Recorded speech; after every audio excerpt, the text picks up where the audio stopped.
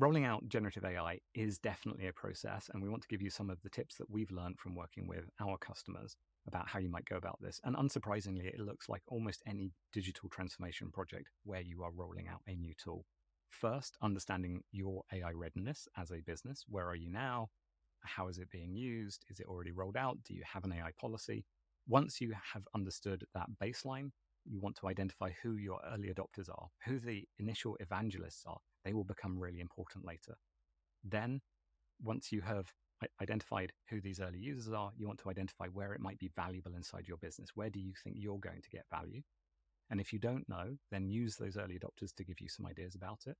Then define your policy, as we've just talked about, so that you have those guardrails to explain both to the early adopters and later as you roll it out throughout the organization. Once you have a policy, you can decide which tool you want to use, first for the pilot and later, if you're comfortable with it, for the full rollout.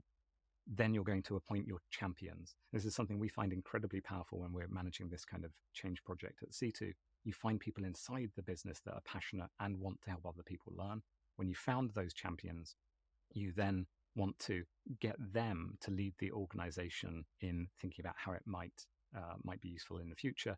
Run an organizational show and tell. So maybe get those champions to come and demonstrate to the organization how they're using it in their workflow, and then make sure that you are training the champions in how they can support other people so they really know what the AI policy looks like and what the training material is.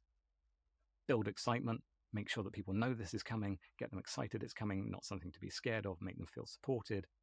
Train everyone. Make sure that they understand where the policy is, where any training materials are. And then when you've done those things, then you get your organization-wide rollout, potentially department by department. If you want to discuss any details of how you might roll this type of change out inside your organization, do get in touch with us and we will be happy to talk you through it.